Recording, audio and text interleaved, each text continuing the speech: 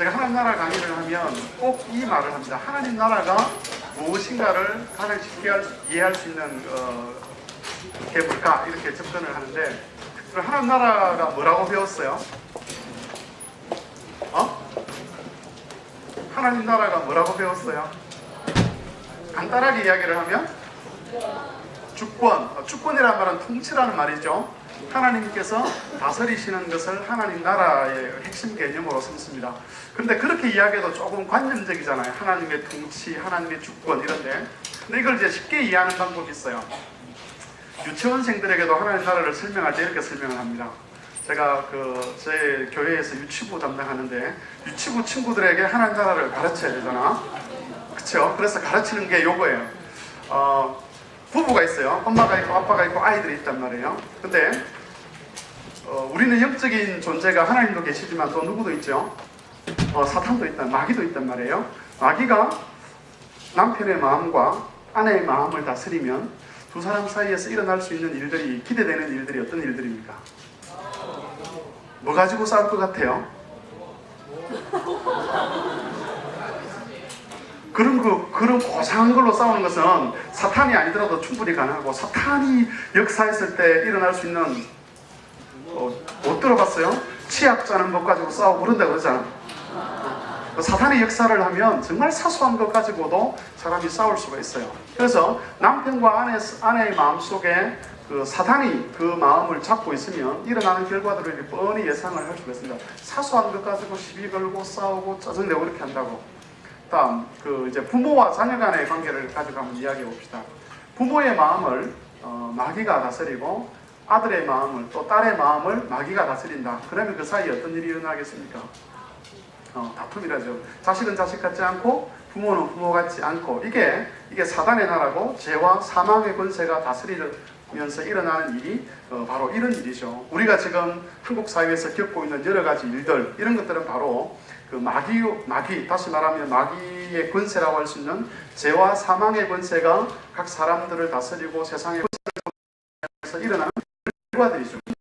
그런 세상에서 하나님의 나라, 다시 말하면 하나님의 통치가 일어난다. 하나님 그 마음을 다스린다라고 생각하면, 그걸 가정한다면 어떤 일들이 일어나겠습니까? 두 사람이 막 싸우고 있어요. 남편과 아내가 이것저것 가지고 싸우고 이혼하자, 헤어지자 막 이러고 있는데, 거기에 그 아내와 남편의 마음속에 하나님의 통치가 임하게 되면 어떤 일이 일어나겠습니까? 그게 화해가 일어나죠. 또 화해가 일어나게 되면 두 사람 속에 뭐가 있겠어요? 사랑이 있겠죠. 기쁨이 있겠죠. 그래서 하나님 나라는 먹고 마시는 것이 아니고 뭐라고 그랬죠? 의와 평강과 희락이다. 그 평강이라는 말이 다른 말로 번역하면 평화죠.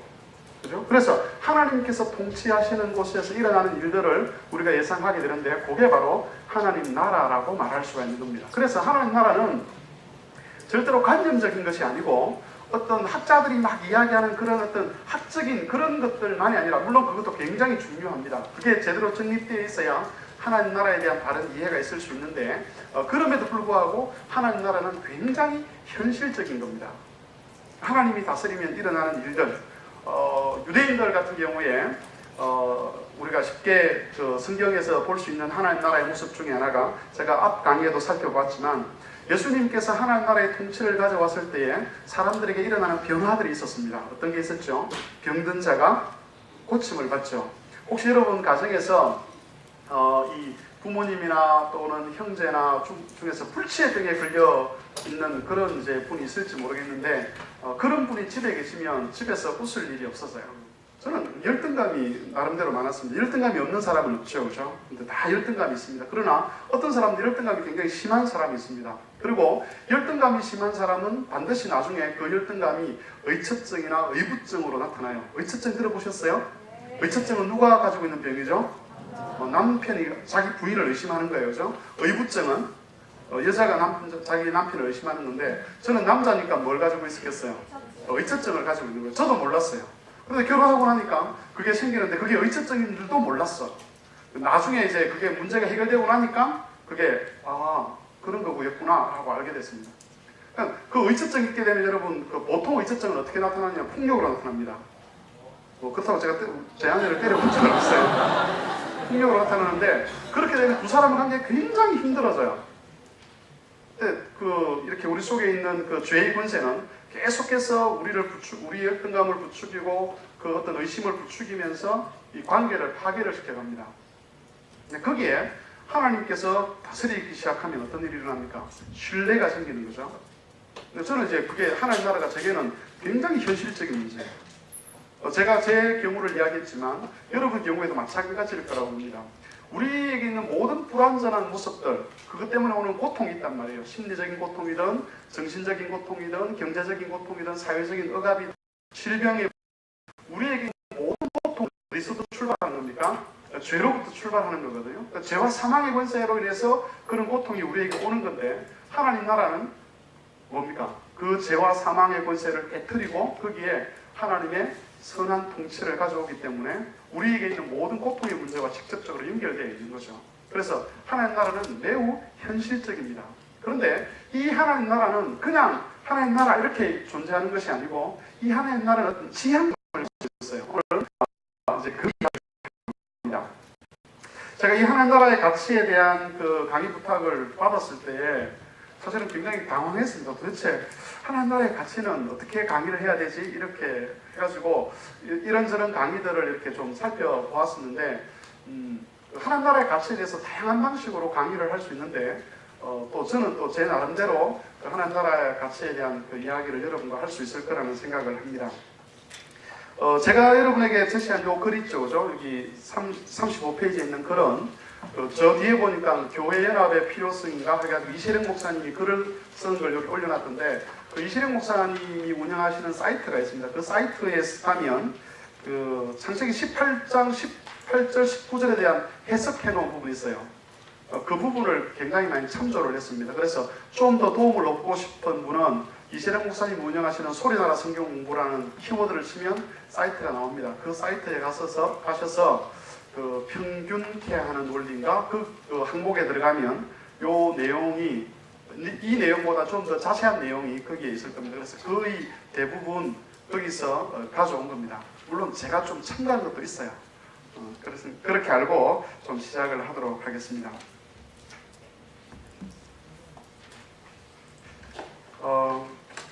하나님 나라의 가치에 대해서 여러 가지 이제 창세기부터 사실은 이 가치에 대한 이야기가 막 등장을 하는데, 하나님께서 이루시려고 하는 나라가 무엇을 지향하느냐, 하나님께서 선한 통치를 펼치셔서 이 땅에서 이루고자 하는 모습이 무엇인가에 대해서 제일 먼저 언급된 것은 창세기 18장입니다.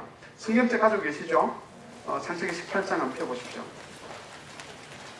거기에는 하나님께서 아브라함을 부르신 목적이 기록되어 있습니다. 아브라함을 부르셔서 큰 민족과 큰 나라를 이루시려고 하는 그런 목적이 기록되어 있는데, 우리는 그 하나님 나라를 배우면서 그런 거 아마 배웠을 겁니다. 하나님께서 아브라함을 부르셔서 하시려고 하는 일이 뭐냐? 그게 하나님의 나라를 세상에 보여주려고 하는 거다라고 하는데, 빌립보서에 보면 여러분 그거를 펴놓고 빌립보서에 보면 이런 표현이 있습니다. 우리를 하나님 나라의 시민이라고 그렇게 표현하는 장면이 나옵니다. 근데 하나님 나라의 시민이라고 표현했을 때 그건 뭐냐면 단순히 그냥 탁 뛰어나온 이렇게 갑자기 이렇게 나온 개념이 아니고, 그건 빌립보라는 지형이 가지고 있는 어떤 그 개념에서 가져온 그림 언어예요. 무슨 말이냐면, 그 당시 빌립보 사람들은 그 빌립보라는 도시는 로마의 식민지라고 그렇게 표현되고 있습니다. 그래서 성경에 보면 마케도니아 지경의 첫 성이다 이랬는데, 그 첫 성이라는 말은 처음 있는 성이 아니라 제일 큰 성읍이다 이런 뜻인데, 그 빌립보는 로마의 식민지인데, 그 식민지라는 말은 우리처럼 우리가 일본의 식민지였다 그런 의미의 식민지가 아니고 로마를 보여준다는 의미에서 식민지였습니다. 좀 더 쉽게 설명을 하면, 로마는 이렇게 사업을 많이 했잖아요, 그죠? 정복 사역을 많이 하면서 여러 나라를 정복을 했습니다. 그 정복하면서 이제 공을 세운 장군들에게 이제 그걸 줘야 되잖아요. 뭐죠, 그거? 성과물을, 상급을 줘야 되잖아. 상급을 주는데 토지를 주잖아요. 요즘 같은 돈을 주지만 예전에는 토지를 주는데, 로마 주위에는 이제 더 이상 토지가 없어요. 그럼 어떻게 되죠? 다른 곳에 토지를 줘야 되는데, 다른 곳에 토지를 주는데 그 중에 하나가 이제 빌립보입니다. 근데 토지를 주는데 여러분 같으면 도시 근처에 있는 땅을 원하겠어요? 아니면 저기 시골에 있는 땅을 원하겠어요? 가치에 따라 다르겠지만 돈을 가지고 이야기한다면 도시 쪽의 땅을 원하겠죠, 그죠? 그러니까 사람들이 로마를 벗어나 다른 데 가고 싶지 않을 거예요. 왜냐하면 로마가 가지고 있는 문화적인 그런 것들 때문에 그래요. 그래서 당시 황제가 어떻게 했냐면 빌립보는 필립이라는 황제가 이렇게 제대로 건립하는 건데 그걸 로마에서 다시 건립을 하는데 어떻게 다시 건립을 하느냐면 로마와 거의 흡사하게 건립을 하는 거예요. 빌립보를 로마처럼. 그래서 로마에 가지 않더라도 로마에 사는 것처럼 착각할 만큼 로마를 닮게 빌립보성을 건축을 했어요. 그 건축한 목적은 두 가지입니다. 하나는 아까 말했듯이 개선 장군들에게 그죠? 보상을 해주는데 이렇게 로마는 이미 다 차 있고 그래서 다른 로마와 비슷한 도시를 만들어서 거기서 로마에 사는 것처럼 살게 해주는 게 목적이 있고 또 하나의 목적, 중요한 목적이 있는데 그건 뭐냐면 이방 세계에 그러니까 이 로마인들은 다른 이방인들을 미개인이라고 봤거든요. 그래서 이 미개인들에게 로마의 위대함을 보여주기 위해서였어요. 로마의 건축술이라든지 로마의 문화라든지 로마의 법이라든지 이런 것들을 보여주기 위해서 뭐 했냐면 빌립보성을 건축을 했단 말이에요. 그래서 이 빌립보를 보는 이방인들은 로마에 가지 아니하더라도 뭘 보면 빌립보를 보면 뭘 알 수 있어요? 로마를 알게 되는 거죠, 그죠? 로마는 아니잖아요. 로마는 아니지만 빌립보를 보면 로마를 만드는 게 빌립보입니다. 그래서 이 빌립보에 사는 사람들은 로마 사람들은 굉장히 내가 비록 빌립보에 있지만 나는 어디의 시민이다? 로마의 시민이다. 그래서 굉장히 엄격하게 로마의 법을 따라 살면서 로마의 위대함을 자신의 시민으로서 그 법을 지키는 것을 통해서 그렇게 보여주는 게 그게 이제 빌립보에 사는 로마 사람들의 모습이었는데 바울은 그 그림을 그대로 따와가지고 하나님 나라와 교회를 이렇게 딱 보여줘요. 그래서 교회는 뭐죠? 하나님 나라의 뭐라고요? 식민지인 거예요. 그래서 교회를 보면 뭘 볼 수 있도록? 하나님 나라를 볼 수 있도록. 직접 세상에 하나님 나라를 경험할 수 없단 말이에요, 그죠? 근데 뭘 보면 하나님 나라가 어떤 곳인지를 알게 돼요? 교회를 보면 하나님 나라가 어떤 곳인지를 알게 되는 겁니다. 하나님 나라의 실체가 거기 있고 그 하나님 나라의 모형이 어디 있는 거예요? 이 땅에 있는 거죠, 그죠? 그리고 이 교회에 사는 사람들은 그 하나님 나라의 실제를 누리는 사람들이고, 그죠? 하나님께서 아브라함을 불러가지고 하시고 싶은 일이 뭡니까? 그건 하나님 나라의 실제를 보여주는 하나님 나라의 모형으로서의 이스라엘 민족이었단 말이에요. 자, 그러면 하나님께서 이 아브라함을 불러서 바울이 말하듯이 교회와 하나님 나라의 관계 속에서 말하듯이 이스라엘과 하나님 나라 이렇게 했을 때 그 이스라엘을 부르신 목적이 뭔지가 그 창세기 18장에 기록이 되어 있습니다. 18장 19절 18절 19절을 같이 한번 읽어보겠습니다. 시작.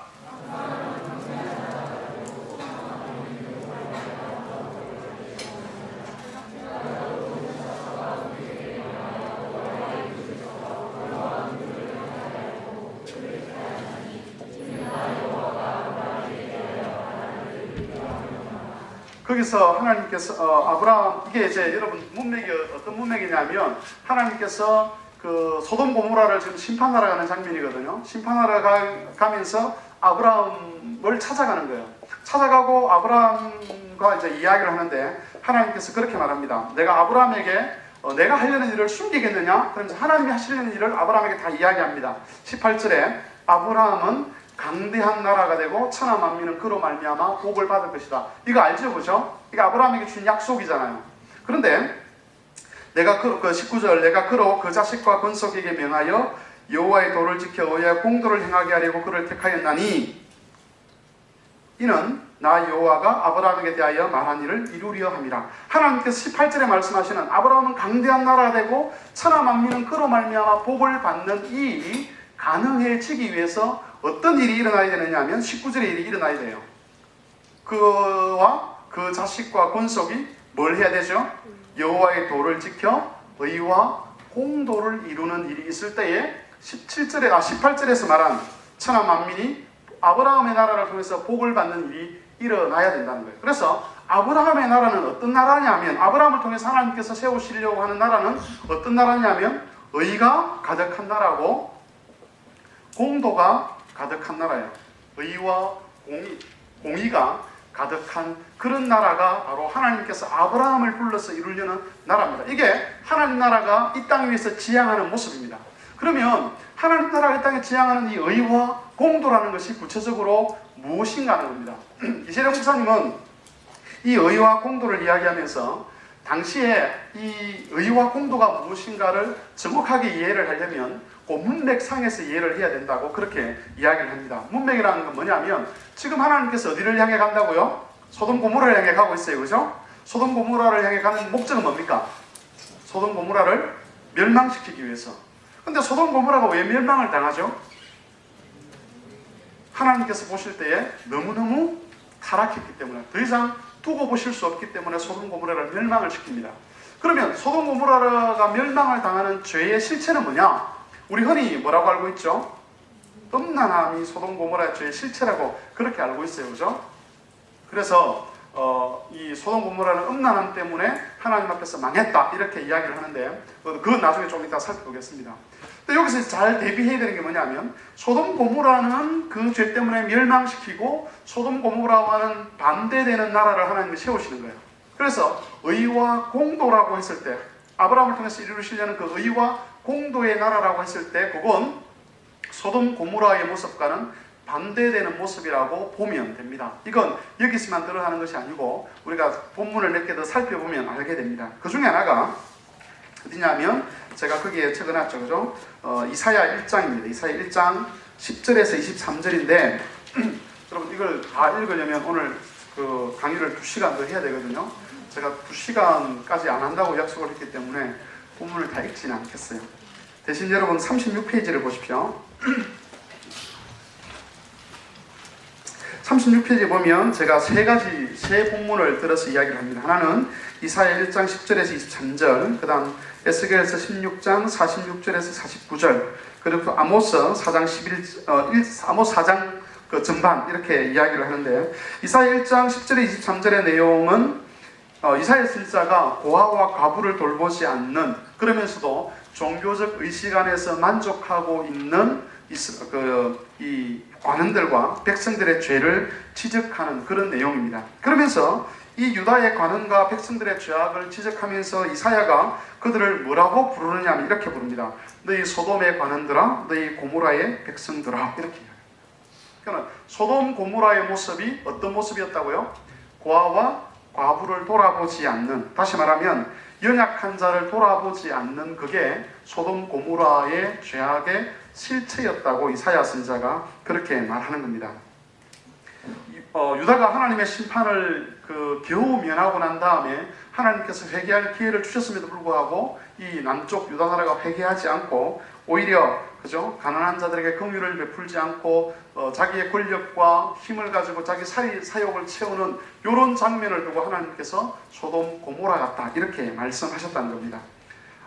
그 다음 에스겔서에도 동일한 내용이 있습니다. 에스겔서 16장 46절에 49절은 유다의 죄를 책망하는 그런 말씀입니다. 에스겔 선지자는 그 유다의 더러워진 족보를 이제 풍자적으로 비유적으로 그렇게 언급을 합니다. 그래서 엄마는 너희 어미는 헷 사람이고 아비는 아모리 사람이고 형은 사마리아이고 아우는 소돔이다 이렇게 쭉 이야기를 하면서 그 다음 등장하는 말이 내 아우 소돔의 죄악은 이러하니 그와 그 딸들에게 교만함과 식물의 풍족함과 태평함이 있음이며 또 그가 가난하고 궁핍한 자를 도와주지 아니하며 교만하여 가증한 일을 내 앞에서 행하였습니다. 하나님께서 이들에게 풍족함을 주셨음에도 불구하고 이들이 어떻게 했다고요? 자기 먹을 것만 챙기고 어떤 사람들 가난하고 궁핍한 자를 돕지 않는 것을 두고 뭐라 그래요? 소돔의 죄악이다 이렇게 이야기를 합니다. 그래서 소돔 고모라의 죄악이 어떤 죄인지를 알 수 있죠? 가난한 자와 고아와 과부와 나그네를 돌보지 않는 죄, 그게 소돔 고모라가 멸망한 죄악의 실체라고 그렇게 말하는 겁니다. 그 다음에도 나오죠. 아모스 선지자도 얘기합니다. 아모스는 여러분 아모스에서 중요한 두 가지가 뭡니까? 두 가지 단어. 아모스 핵심 두 가지 단어. 정의와 공의, 공법. 그래서 뭐같이? 하수같이 흘릴지어다 이런 표현도 나오잖아요. 그죠? 거기 보면 아모스 4장 1절에 보면 사마리아 산에서 거하는 바산의 암소들아 이렇게 이야기를 합니다. 이 말은 북왕국 이스라엘의 그 권력층의 부인들을 이제 비유하는 말인데, 아주 그 여러분 소들 중에서 비옥한 곳에서 자라난 토지를 먹고 자라는 소들은 어떻습니까? 야위고 여리고 이러지 않죠, 그죠? 아주 통통하게 먹기 좋게 살이 찌잖아요, 그죠? 소를 보고 먹고 싶다는 생각을 한 번도 안 해보신 것 같은데, 소고기 잘 드시잖아요. 미안합니다. 어쨌든 그런 이렇게 살이 오른 그런 소를 누구에 비유하죠? 권력층의 부녀자들에게 비유를 합니다. 그러면서 이 사람들의 죄를 이야기합니다. 이 말을 들으라. 너희는 가난한 자를 학대하며 궁핍한 자를 압제하며 가장에게 이르기를 술을 가져다가 우리로 마시게 하라. 이렇게 이야기를 합니다. 그러면서 이 권력층에 있는 이 부녀자들의 죄가 소돔과 고모라의 죄와 다르지 않다라고 아모스 선지자가 그렇게 말합니다. 그래서 5장 24절에서 그렇게 말하죠. 너희는 소돔 고모라와는 달리 뭘 하라? 오직 공법을 물같이 정의를 하수같이 흘릴지로다. 이렇게 말하고 있습니다. 아모스 선지자가 하는 말이죠. 여기서 공법은 여기서 말하는 의, 창세기 18장 19절에서 말하는 의를 말하는 거고, 정의는 저기서 말하는 공도를 말하는 겁니다. 그래서 공법과 정의를 하수같이 흘리라는 말은 바로 이 하나님께서 아브라함과 그의 자손들에게서 기대하는 여호와의 도를 지키면서 그들이 이루어 가야 될 모습인 공도, 너희 승하게 할 요구를 합니다. 이 정리를 해보면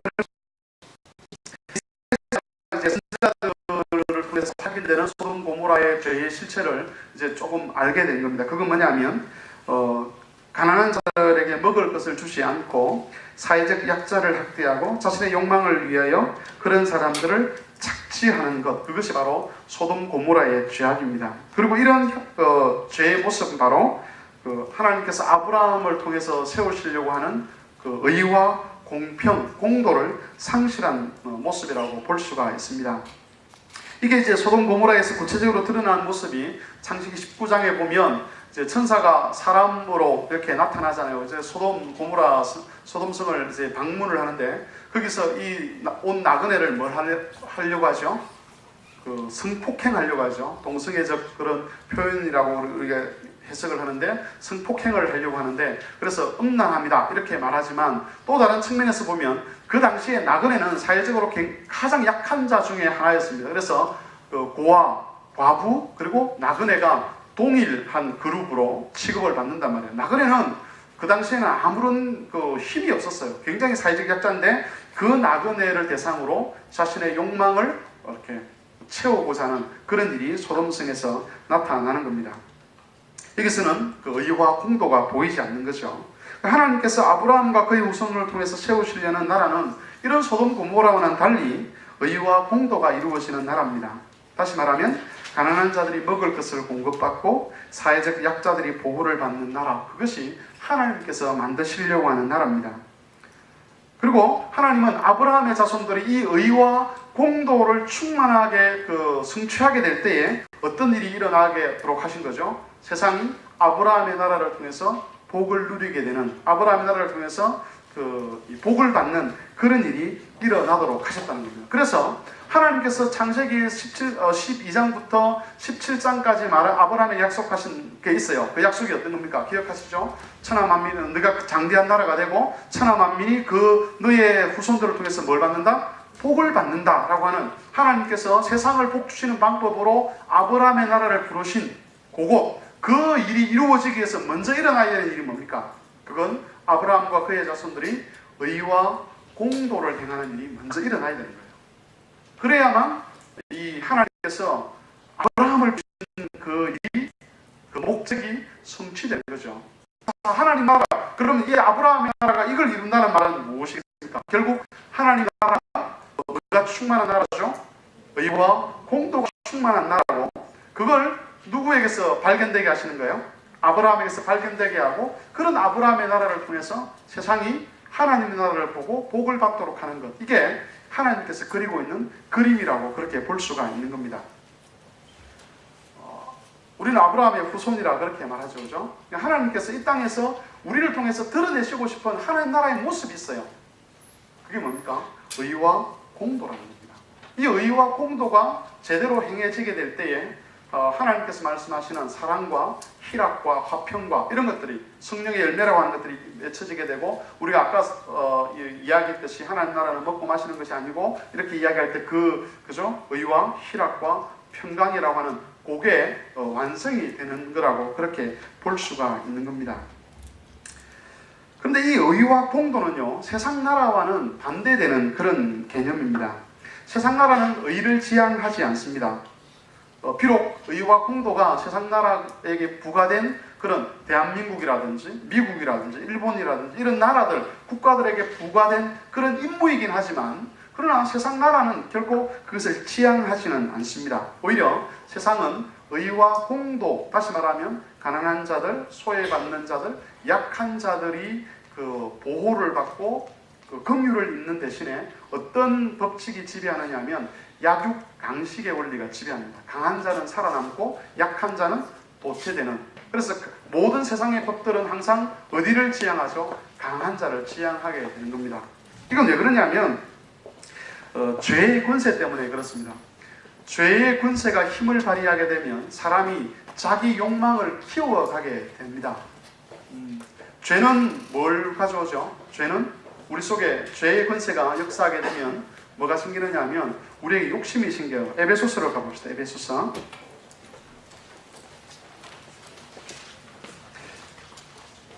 에베소서 2장을 보십시오.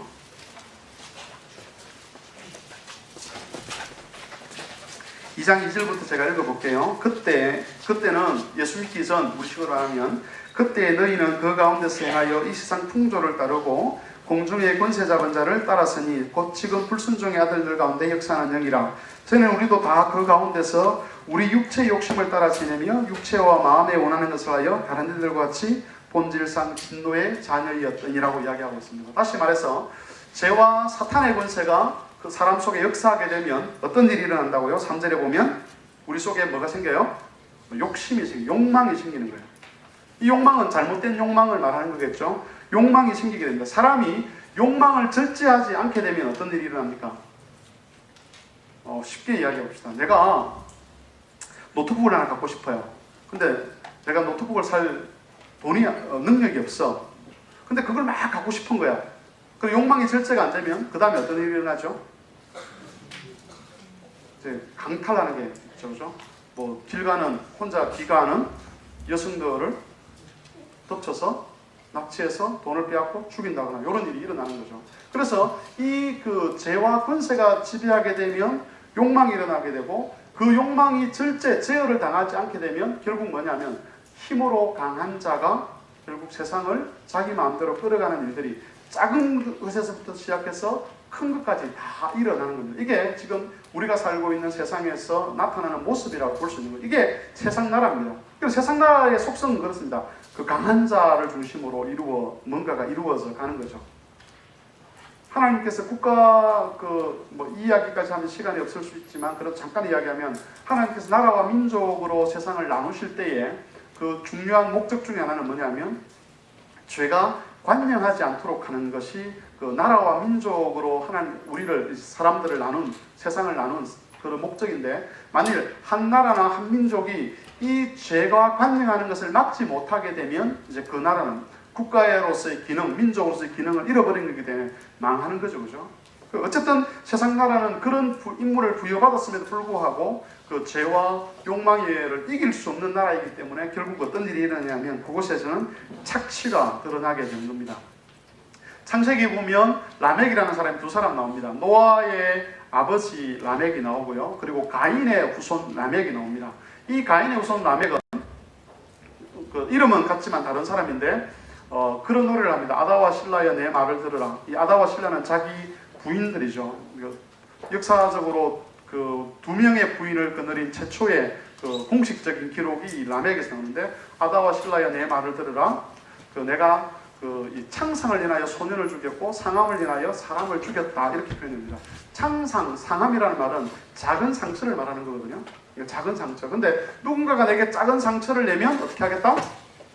죽여버리겠다. 이게 이 라멕이 가지고 있는 이 모습인데, 이런 이게 강포함이죠. 그리고 라멕의 후손들을 보면 이제 그 라멕의 후손 중에 어떤 아들은 그 동철로 날카로운 기계를 만들었던 사람이에요. 여러분, 동철로 가지고 날카로운 기계를 만들었다고 했을 때 그거는 뭘 의미하겠습니까? 창이나 칼을 말하는 거겠죠. 그죠? 그래서 창이나 칼을 가지고 전쟁을 일으켜서 다른 사람 것을 착취해서 자기 욕망을 채우는 것이 가인의 후손들의 삶의 방식이었단 말이에요. 이게 세상 나라입니다.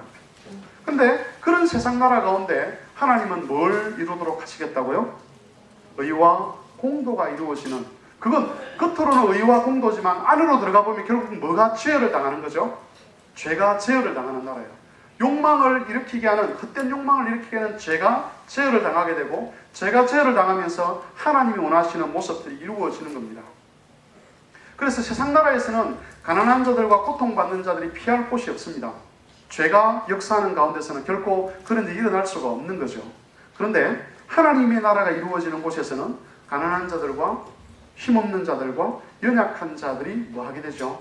피할 곳을 얻게 되는 거죠. 그 대표적인 사건이 어디에 룻기에 나타나죠. 성경을 여러분 룻기 알죠, 그죠? 룻이 단순히 모압 여인이 왔다가 뭐 다윗의 조상이 되었다 그렇게만 이제 볼 수 없는 거죠. 그 룻기에는 그 하나님 나라가 어떻게 이 세상에서 펼쳐지게 되고 거기서 어떤 일들이 일어나는지를 보여주는 중요한 그런 말씀인데, 룻기에 보면 룻이 누구와 나중에 결혼하게 돼요? 보아스와 결혼을 하게 되죠, 그죠? 그러면서 어떻게 됩니까? 보아스에게 있는 좋은 것들이 누구에게로 가죠? 룻에게로 가죠. 그러면서 룻이 안식을 누리게 되는 거죠. 아무 힘도 없고 아무런 힘도 없는 룻이 유대에서 하나님 보면 이제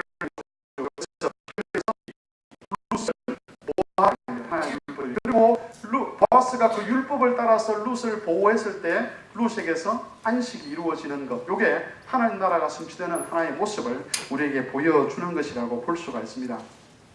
제가 아까 말씀을 드렸습니다. 하나님 나라는 하나님 나라의 가치에 대해서 여러 다양한 측면으로 강의를 할 수 있다고 제가 말씀을 드렸어요. 그죠? 근데 제가 이 강의 방식을 택한 게 뭐냐면, 오늘날 우리 사회에서 예수 믿는 사람들이 어떻게 살아야 하는 것인가, 하나님 나라를 추구한다고 하는 하나님 나라, 우리가 주기도문에서 그렇게 하잖아요. 당신의 나라가 임하기를 원합니다라고 기도하는 사람으로서 그 하나님 나라가 임한다는 것이 구체적으로 무엇인가라고 했을 때, 그건 우리에게 하나님께서 의와 공도를 요구하신다는 것을 우리가 좀 알았으면 좋겠다는 측면에서 제가 이런 식으로 좀 강의를 진행을 한 겁니다. 자, 근데 이 의와 공도를 추구하는 이 하나님 나라의 원리, 하나님 나라의 어떤 가치는 단순히 창세기에만 드러나는 것이 아니고, 이제 다른 성경에서도 여러 다양한 표현 방식으로 나타납니다. 그 전에 여기까지 이해가 되셨어요? 어려워요? 참, 또 한 가지 이야기했다. 졸리시는 분은 주무십시오. 안 자려고 자꾸 눈꺼풀 막 이러면 더 자보니까 아예 한 10분 자겠다 이러고 하고 나머지는 들을 수 있잖아요. 제가 늘 하는 말씀이지만 10분만 주무십시오. 졸리시는 분들. 자, 이해됐죠? 더 쉽게 다시 한 번 더 할까요? 여러분이 확실히 똑똑하신 것 같아요. 이렇게 어려운 강의를 쉽게 이해를 하고. 옆 사람 보고 한번 이야기했다. 잘났다.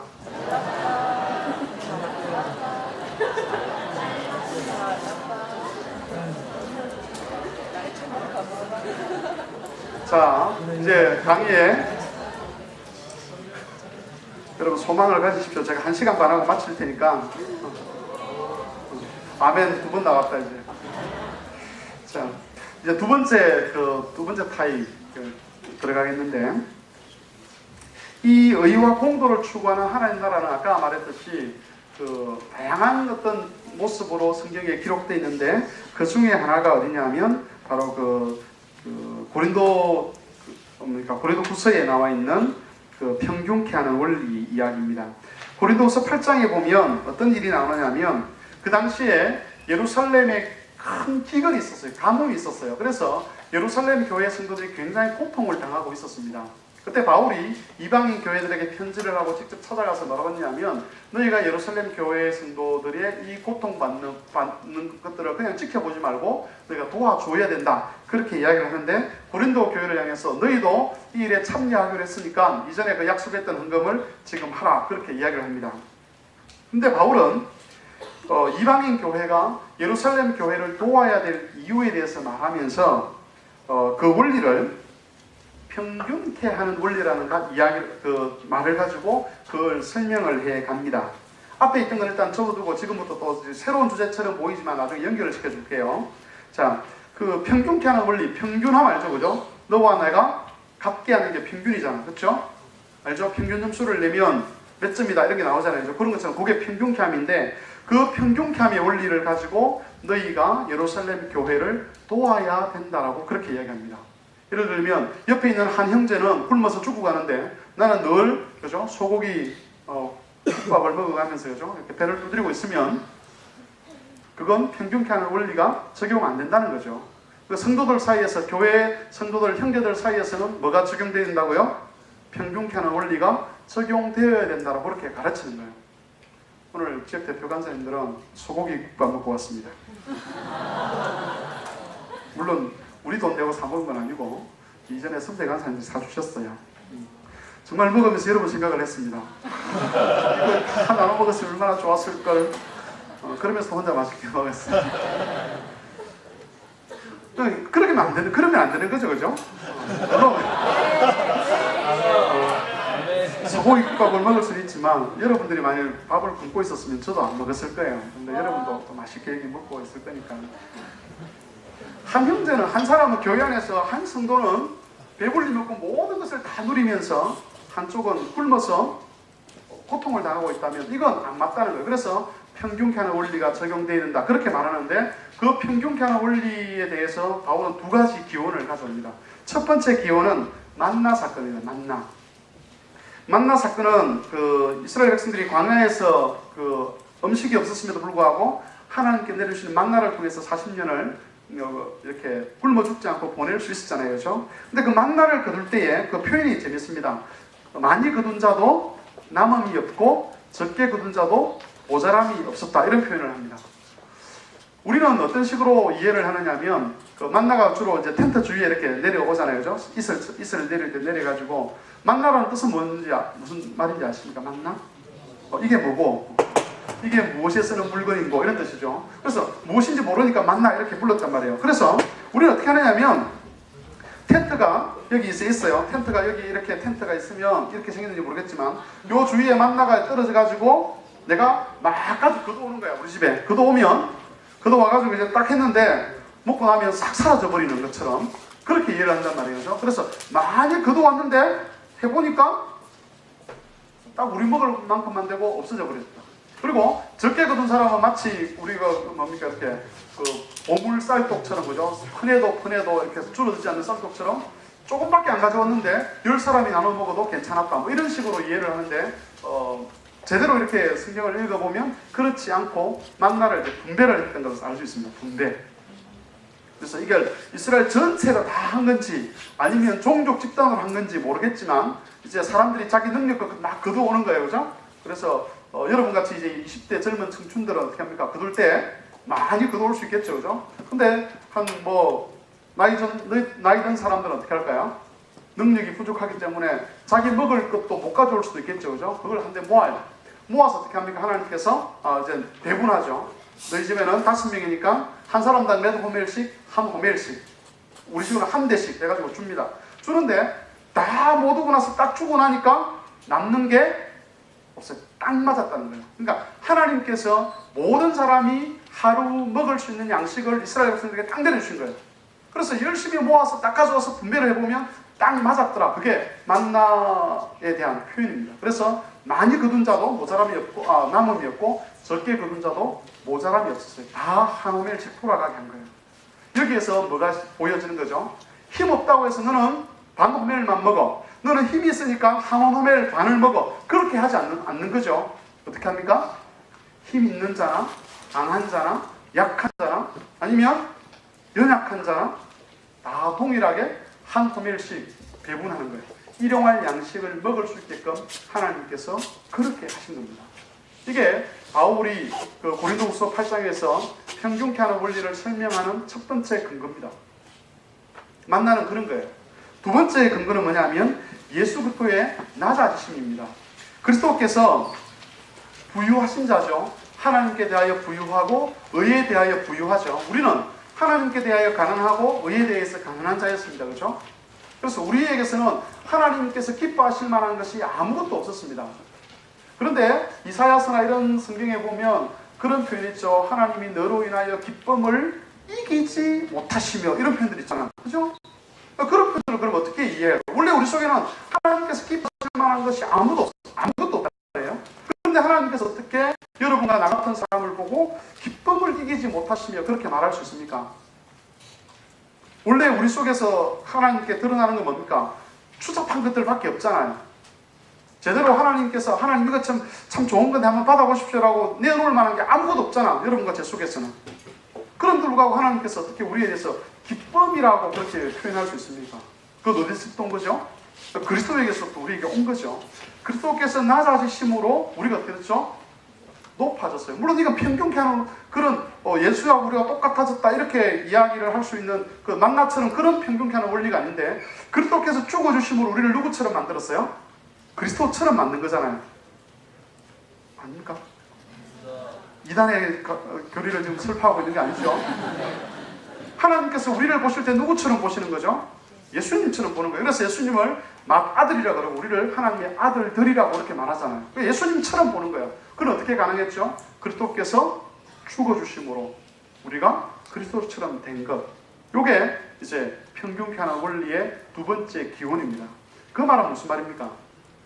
예수 그리스도께서 뭐 하신 분이다?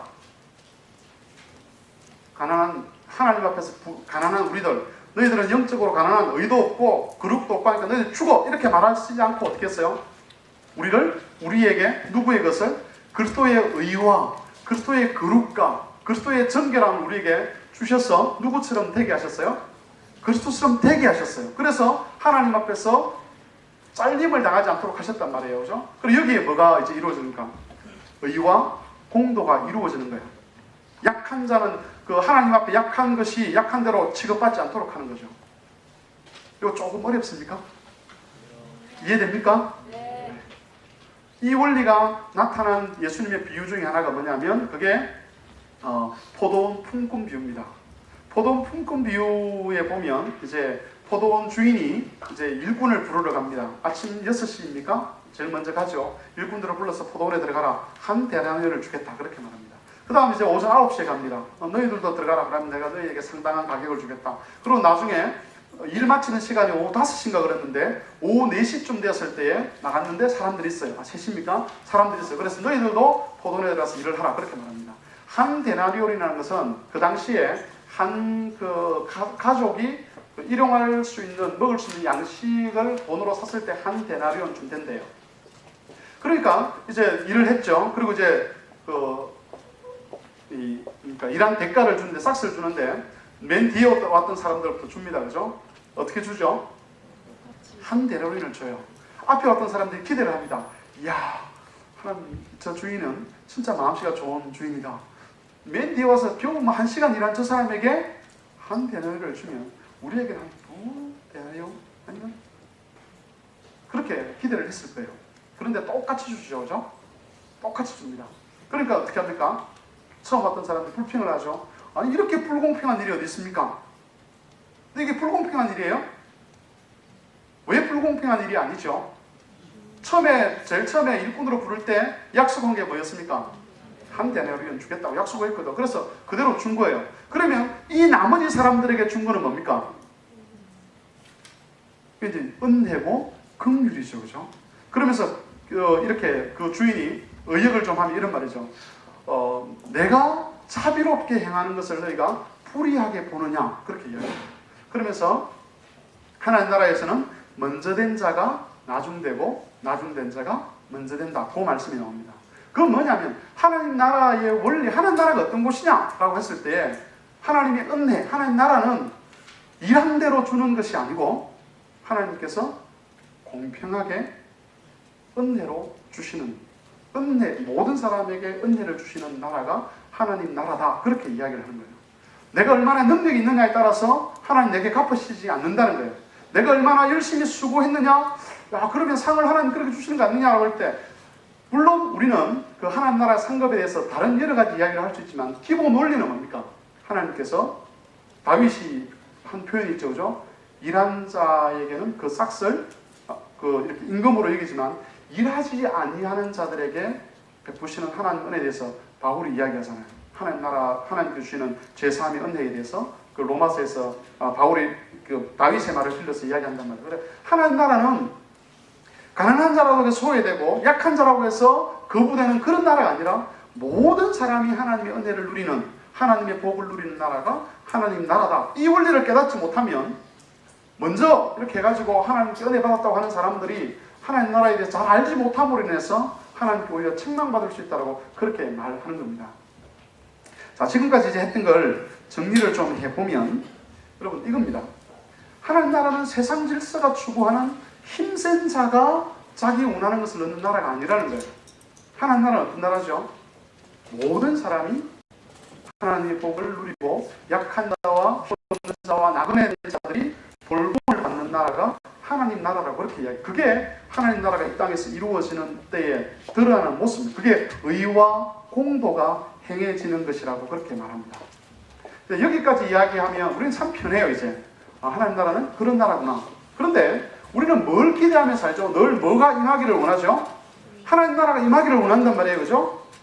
그런데 하나님 나라가 임하기를 원한다라고 하는 것은 그건 다르게 말하면 내가 그 하나님 나라의 가치를 뭐 한다는 거죠? 추구한다는 거잖아. 추구하는 거죠. 그죠? 맞죠? 여러분은 하나님 나라의 가치대로 살려고 생각한 사람들이 맞잖아요. 그렇다면 이제 그때부터는 문제가 되는 거예요. 왜냐하면 하나님 나라의 가치가 이루어지도록 하기 위해서는 여러분은 강한 자입니까? 거기서 약한 자라고 생각합니까? 최소한 여러분은 강한 자 축에 속합니다. 그죠? 대학생이 되었다는 것만으로도 여러분은 강한 자죠. 물론 우리나라에 많은 사람들이 대학생이지만 여러분 또래가 대학을 다니고 있지만 실제로 여러분은 강한 자에 속할 경우들이 많습니다. 그러면 어떻게 해야 되죠? 그때부터는 이제 내 것을 내어놓아야 되는 문제가 생기는 거예요. 하나님 나라의 가치를 추구하는 데 있어서 단순히 돈 문제뿐만 아니라 건강이나 오래 이런 여러 가지 다양한 삶의 요소들이 있잖아요. 우리 삶에서 우리 삶에 이런 다양한 요소들이 있는데 그걸 우리가 뭐 해야 되죠? 우리 것이라고 주장할 수 없는 일이 생기기 시작하는 거예요. 하나님 나라를 추구하게 됩니다. 그래서 내가 교사직을 했어요. 교사로서 열심히 일을 했습니다. 일을 했는데 봉급을 100만 원 받고 200만 원 받았어요. 근데 그게 내게 아닌 거야.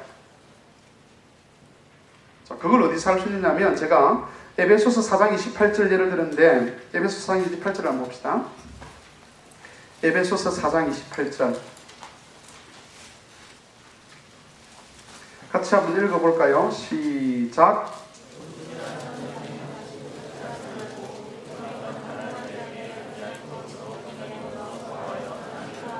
도둑질을 하는 자는 다시 도둑질을 하지 말라. 여기는 세상 가르침과 동일한 가르침이라고 볼 수 있죠. 세상도 이런 말을까지 할 수 있습니다. 도둑질을 하는 자는 도둑질 하지 말고 자기 먹을 것은 자기 손으로 수고하여 벌어들이라 이렇게 말할 수 있습니다. 그런데 성경은 거기서 끝이지 않냐고 뭐라고 하냐면 가난한 자에게 뭐 할 수 있도록 구제할 수 있도록 자기 손으로 수고하여 선한 일을 하라 그렇게 말합니다. 그러면 이 사람이 도둑질을 중단하고 일을 했어요. 일을 하면 소득이 오잖아요. 그죠? 소득이 오는데 그 소득에는 뭐도 포함되어 있죠. 가난한 자를 구제할 것도 포함되어 있죠. 그러면 자기가 소득을 벌여들였는데 그건 전부가 다 자기 것이 아니고 누구 것도 거기 포함되어 있죠. 가난한 자의 것도 포함되어 있어요. 그래서 만일 자기가 벌여들인 소득을 자기만을 위해 쓰면 뭐 하는 거죠? 도둑질하는 거예요. 이 표현이 굉장히 이렇게 이 표현 자체가 뭐라고 할까요? 이런 걸 뭐라 그러죠? 언어유희라 그러죠. 말장난. 근데 이런 말장난은 그냥 단순히 비꼬기한 말장난이 아니라 워드플레이, 언어유희를 통해서 확실한 이미지를 심어주는 거예요. 다시 도둑질 하지 않는 거는 남의 것으로 훔치지 않는 것, 요기에서 끝나는 것이 아니고 직접적으로 내가 벌어서 들어온 돈 가지고 이렇게 하는 이건 율법에도 나타나요. 구약시대 때 이스라엘 백성들이 농사를 짓잖아요. 그죠? 그래서 쉽게 설명합시다. 우리식으로. 농사를 지어서 이렇게 밭이 있는데 농사를 지었어요. 소출이 생겼습니다. 소출이 생겨가지고 있는데 어디에 있는 거는 못 거둬들이죠. 요 변두리에 있는 것들은 못 거둬들입니다. 자기가 농사를 지었음에도 불구하고 율법에 의하면. 요건 누구 거죠? 과부와 고아와 나그네들의 것이에요. 그거 내가 농사 지었는데? 그렇지 않습니다. 율법은 그건 네 것이 아니고 하나님께서 너를 통해서 누구에게 주시는 거예요? 고아와 과부와 나그네에게 주시는 거예요. 근데 만일 그걸 통해서 하나님께서 뭘 이루시는 거죠? 의와 공도가 이루어지도록 하는 거예요. 저 제도를 통해서. 근데 만일 내가 내 거라고 주장하는 순간 이제 뭐가 파괴됩니까? 의와 공도가 파괴되는 거죠. 이게 오늘날 이웃을 사랑하는 하나님 예수 그리스도의 그 요약된 말씀 속에 다 포함되어 있는 거죠. 그렇죠? 그래서 하나님 나라의 가치가 다양한 모습으로 설명되어질 수 있는데 만약 이렇게 설명되어졌다면 우리 삶에서 이제 여러분과 제가 이게 심각한 문제로 오는 거예요. 오늘날 자본주의 가치는 우리가 벌어들인 자본은 다 우리의 것이라고 그렇게 말합니다. 그렇게 가르치죠. 그죠? 다 우리 거잖아. 나의 것이잖아요. 근데 성경은 그게 다 나의 것이라고 하지 않고 성경이 재물에 대해서 또 우리에게 주어진 여러 가지 하나님께 주신 어떤 세상에 살아가는 삶의 요소들에서 성경은 소유 개념으로 이렇게 접근하지 않고 청지 개념으로 접근을 하죠. 그 청지 개념으로 했을 때 그 청지기란 돌봄, 관리하는 이전에 교회가 아니고 어떤 큰 저택에는 집사라는 사람이 있었죠. 집의 재산을 관리하는 사람. 근데 그 집의 재산을 관리하는 사람은 누구의 뜻대로 집의 재산을 관리해야 됩니까? 자기 뜻대로가 아니라 주인의 뜻대로. 그게 청직이죠. 하나님께서 우리에게 재물을 맡기고 건강을 맡기고 우리의 삶의 여러 요소를 맡겼을 때에 뭘 이루도록 하기 위해서 그걸 맡기셨다는 거예요? 의와 공도를 이루도록 하기 위해서 그걸 맡기셨다는 거예요. 그러면 우리가 교사직을 하고 농사를 짓고 또는 회사에 나가고 다른 일을 해가지고 소득을 벌여서 하나님이 주신 그 소득은 내 것이 아니고 하나님의 것인데 그건 나의 삶을 위해서도 사용을 해야 되지만 누구를 위해서? 아까 말했던 의와 공도를 이루는 그 일을 위해서 가난한 자와 고아와 과부를 위해서 그 일을 사용하지 않는다면 우리는 하나님 나라를 예수님께서 나 자신을 통해서 우리를 부욕해 주십시오라고 이야기하면서 그 하나님 나라를 추구하면서 동시에 뭐 하는 거죠? 하나님 나라의 가치와는 역행되는 삶을 사는 모습으로 전락하게 되는 겁니다. 왜 하나님 이 땅에 교회들이 그렇게 많음에도 불구하고 오늘날 교회가 세상에서 복을 전하는 하나님의 복을 세상에 흘러보내는 그런 우리가 흔히 쉽게 하는 복의 통로가 되지 못하고 오히려 세상 사람들로부터 비난을 받고 심지어 개독교라는 말을 들어가면서 그런 식으로 비아냥거림과 조소를 받느냐? 예수님께서 소금의 맛을 잃으면 어떻게 된다고 말씀하셨습니까? 밖에 버리워져서 밟힌다 그랬죠. 우리는 소금이었잖아요. 교회는 소금이었단 말이에요. 그런데 어떻게 밖에 버리워서 지금 밟히고 있잖아. 밟힌다는 말이 무슨 말인지 알죠? 조롱당하고 조소당하고 비난당하는 그게 이전에는 세상이 교회를 핍박을 했지만 교회를 보고 두려워했잖아요. 지금은 그렇지 않습니다. 하나님께서 말씀하신다. 아브라함의 복이 세상에 끼쳐지기 위해서는 아브라함의 자손들이 의와 공도를 이루어야 된다고. 오늘날 교회를 통해서 세상을 바꾼다는 표현이 정말인데 세상에 하나님의 복이 임하도록 하기 위해서는 교회가 의와 공도, 성도들이 의와 공도를 추구하는 사람이 되어야 되는데 자기는 하나님 나라의 맞설 의와 공도가 이루어지는 예수 그리스도를 통해서 평균케 하는 원리를 통해서 하나님의 나라에 들어갔음에도 불구하고 그 하나님 나라의 가치와는 반대되는 자기 욕망을 채우는 삶을 살아가는 거예요. 내 거라는 거죠. 그러니까 교회를 통해서 또는 성도를 통해서 세상을 복 주시려고 하는, 물론 그 근본적인 의미는 예수를 통해서 세상에 복을 받는 거지만 이렇게 논리적인 유출을 해가면 원리를 가지고 이야기한다면 결국은 성도를 통해서 세상이 그리스도를 만나도록 하고 그리스도의 복을 누리게 하는 그 일이 실패하는 이유는 우리가 하나님 나라의 가치를 추구하지 않기 때문에 생기는 일이란 말이에요. 이건 굉장히 현실적인 문제죠. 제가 아까 빌립보서 이야기했지만 우리 삶은 뭘 보여줘야 되는 삶이죠? 하나님 나라가 무엇인지를 보여주는 삶이에요. 세상은 직접적으로 하나님 나라를 볼 수 없잖아요. 근데 우리는 직접적으로 하나님 나라를 경험했죠. 누구를 통해서? 예수 그리스도를 통해서. 예수 그리스도께서 낮아지심으로써 그리스도에게 있는 모든 것들을 우리에게 주셨어요. 가난한 우리들에게. 그래서 우리를 부욕해 하셨단 말이에요. 하나님 앞에서 요즘 그 SFC 나온 책 중에 줄인 자는 복이 있나니 하는 그 책을 제가 읽고 있는데 굉장히 은혜와 도전을 받고 있습니다. 그리스도께서 빈궁한 굶주린 우리들을 불러가지고 하나님의 것으로 먹이신단 말이에요. 먹이셨어요. 그래서 우리 것이 아님에도 불구하고 우리는 그리스도로부터 먹고 배불러서 하나님 앞에 부유함을 누리고 안식하며 살아가요. 그러면서도 우리는 그 하나님 나라를 세상에 드러내지 않는 거예요. 왜냐하면 하나님 나라의 가치대로 살지 않고 내 욕망을 이룬 세상의 가치대로 살기 때문에. 그래서 여러분도 그런 게 어디 곳곳이 다 배어 있어요. 하나 예를 들게요. 저는 이제 교대 간사를 한 몇 년 했습니다. 교대에서 이렇게 교대 졸업생들이 주로 이제 4학년쯤 되면 임용을 준비하죠, 그죠? 임용을 준비하는데 임용은 어떻게 하면 합격을 하죠? 어떻게 하면 합격을 해요? 여러분 임용이 뭔지 모릅니까?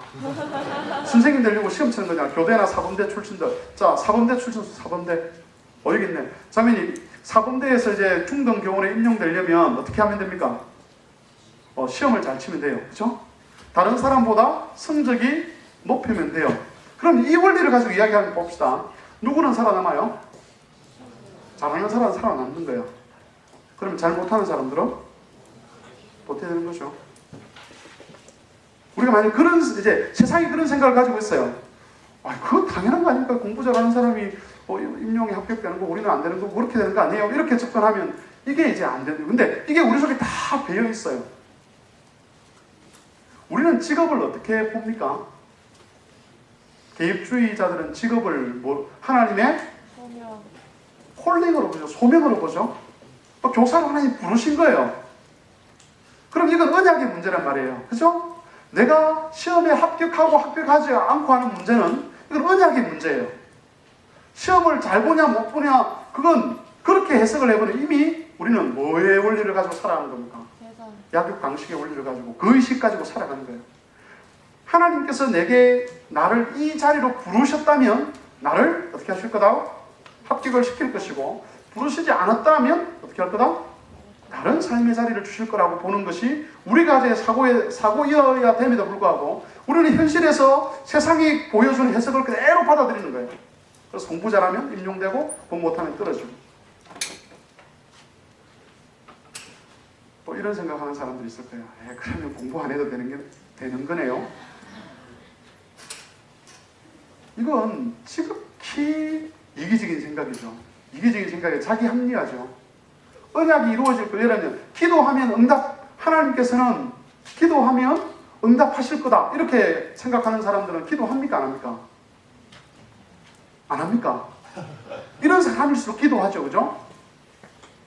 하나님은 우리의 삶에 관심을 갖고 계신 분이다. 이런 걸 믿는 사람은 믿으면 믿을수록 하나님께 기도하잖아요. 하나님께서 내게 언약의 복을 언약의 관점에서 나를 교사로 세우신다면 내가 합격할 거다라고 하는 사람들은 임용 준비 쉽게 안 합니다. 그냥 하나님께서 부르시면 가지 이렇게 안 합니다. 열심히 합니다. 제대로 지금 이 자리에서 그걸 말할 수는 없지만 제대로 그 언약 사상에 대해서 이해를 하면 정말 열심히 공부하게 되어 있습니다.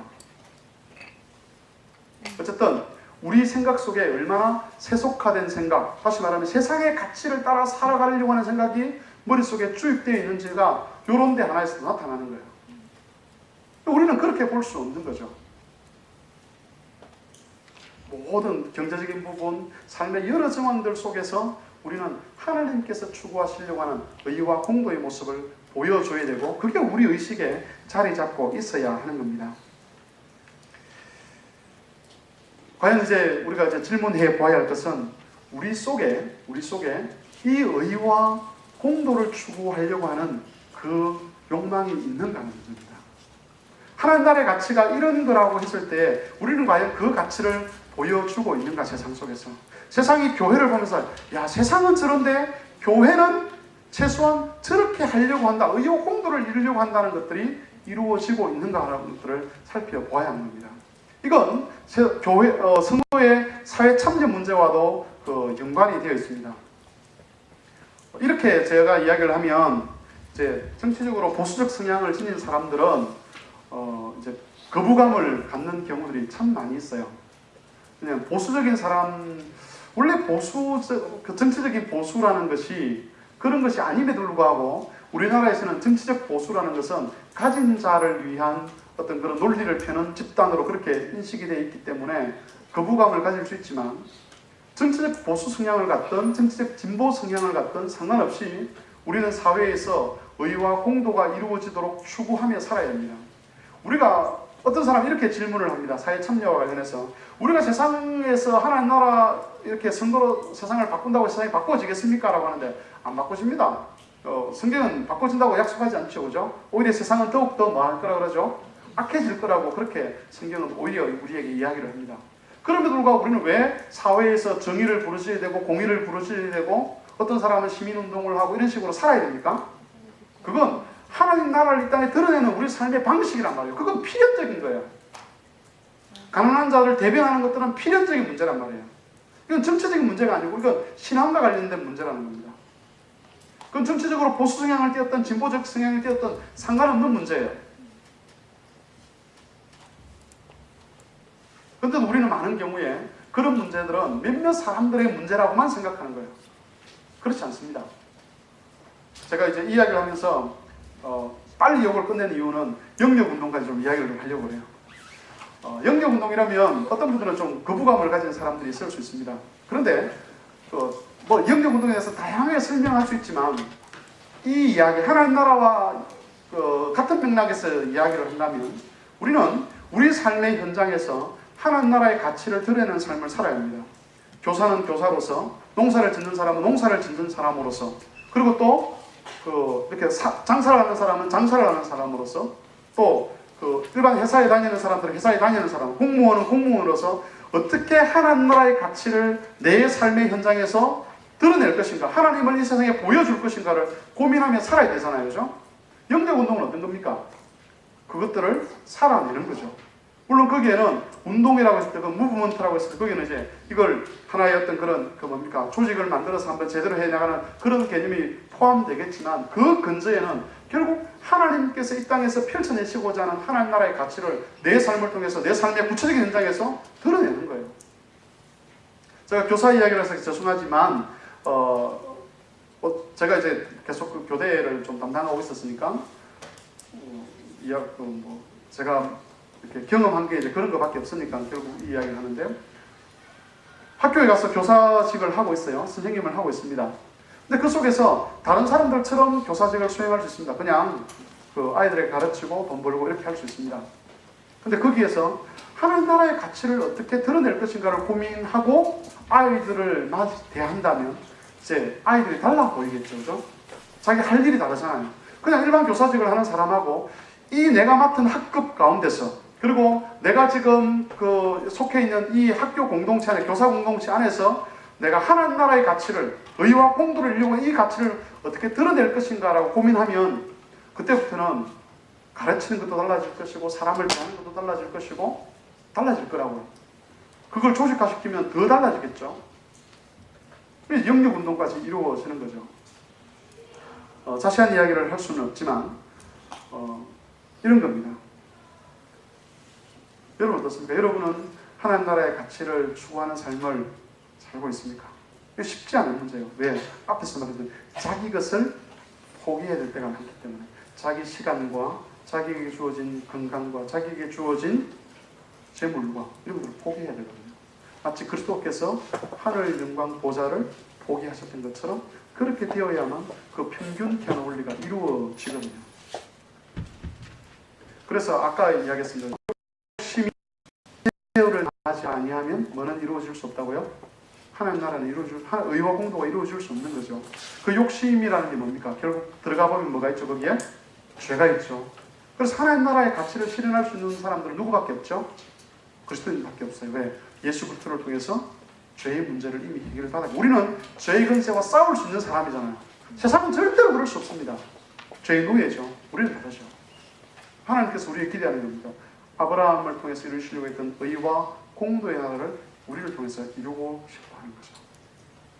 자, 이 시간은 제가 강의를 좀 일찍 끝냈는데, 일찍 끝낸 이유가 있습니다. 여러분들을 자유하게 버려두려고 하는 건 아니고 조별로 앉아 계시죠. 그죠? 조별로 앉아 계시죠? 여러분들하고 약속을 하셔야 돼요. 뭐냐면 정해진 시간까지는 제가 내준 과제를 하겠다. 약속할 수 있습니까? 안 그러면 제가 강의를 더 할 거고요.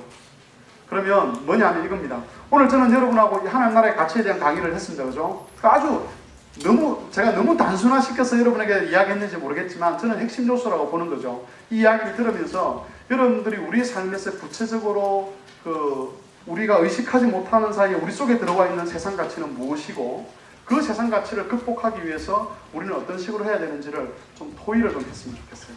가능할까요? 아니면 제가 성경 몇 구절을 찾아가지고 좀 더 설명을 할 거고요. 가능하겠죠? 네. 그러면 제가 기도하고 여러분들이 나가면 될까요? 나가도 괜찮겠어요? 할 수 있겠죠? 여러분 리더들이니까 그죠? 그러면 여러분들 멀리는 가지 말고 다음에 또 모여야 되니까 시간을 지금이 15분이거든요. 제가 딱 1시간 강의했습니다. 1시간 강의했는데 50분까지 여기 다 모이는 걸로 해가지고 물론 모여가지고 뭐 발표하고 그러진 않을 겁니다. 근데 다음 순서가 있으니까 다음 순서가 뭡니까? 소교. 계속하면 되겠네 그런 거죠? 그렇게 되겠죠, 그죠? 그럼 제가 기도하고 우리 총무님 강구하시고 그 다음에 이제 여러분들 모임을 했으면 좋겠습니다. 기도하겠습니다. 살아계신 하나님 아버지, 하나님께서 우리를 하나님의 백성으로 불러주심을 감사합니다. 땅 위에서 맛볼 수 없는, 죄인들은 경험할 수 없는 하나님 나라의 신령한 복을 우리로 하여금 누리게 하셨는데 주님, 저희의 삶이 그 하나님의 뜻과는 반대되는 삶이 많았던 것을 주님 앞에 고백합니다. 하나님께서 우리의 죄악을 용서하시고 하나님 말씀을 따라 저희도 아브라함의 자손으로서 의와 공도를 이루는 삶을 살게 하여 주시기를 원합니다. 세상의 가치에 속아서 우리에게 주어진 것들이 우리 것인 줄 착각하고 우리만을 위해서 살았는데 이제는 청지기로서 하나님께 주신 모든 것들을 의와 공도를 이루기 위한 방편으로 도구로 사용할 수 있는 저희가 되도록 도와주시옵소서. 아버지 하나님, 하나님께서 우리를 통해서 의와 공도의 나라를 이루고 또 그 의와 공도의 나라를 통해서 세상이 복을 받게 하시겠다고 하는 그 그림이 우리를 통해서 구체적으로 성취될 수 있도록 도우시고 오늘날 교회가 그것을 회복할 수 있도록 도와주시옵소서. 예수님 이름으로 기도드립니다. 딱 한 가지만 더. 죄송합니다. 제가 이렇게 말하니까 그거 공산주의하고 똑같은 거 아니에요? 라고 하는데 잘 분별해 보십시오. 내가 벌은 돈 얼마나 내놔야 돼요? 그건 정해져 있지 않죠. 하나님께서 절반을 내놔라, 60%를 내놔라 그렇게 말씀하신 적이 없고 그게 있다 그랬으니까 그건 누가 결정해야 되죠? 내가 결정해야 돼요. 형제를 위해서, 자매를 위해서, 가난한 자들을 위해서 얼마나 내어놓을 것인가, 얼마나 내가 희생할 것인가는 자기가 결정하는 거예요. 공산주의는 어떻게 합니까? 당에서 결정해요. 당에서. 하나님 우리에게 신앙 양심을 주셨습니다. 수고하셨습니다.